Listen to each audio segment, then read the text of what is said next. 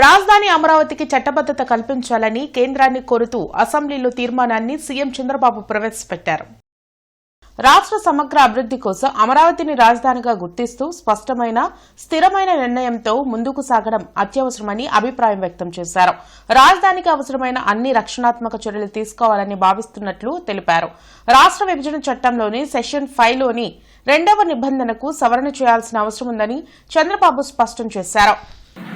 అమరావతిని రాష్ట్ర రాజధానిగా గుర్తిస్తూ స్పష్టమైన స్థిరమైన నిర్ణయంతో ముందుకు సాగడం అత్యవసరమని అభిప్రాయపడుతున్నాం.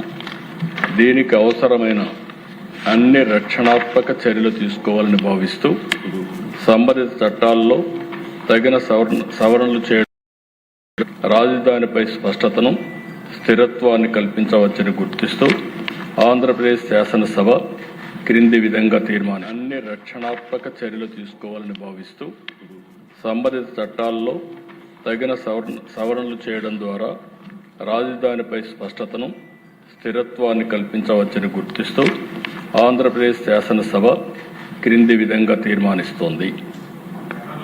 Hereby resolved to request the Government of India to amend the Section 5 of the Andhra Pradesh Reorganization Act 2014 as under A.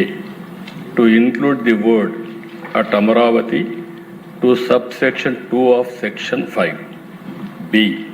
To add the words and Amaravati includes the capital city areas notified under Andhra Pradesh Capital Region Development Authority Act 2014 to the explanation to Section 5.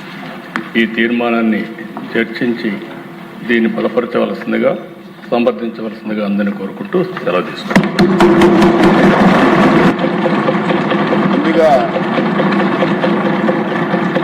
ముఖ్యమంత్రిగా ప్రవేశపెట్టిన తీర్మానంపై మన minister గారు నారాయణ గారు మాట్లాడతారు.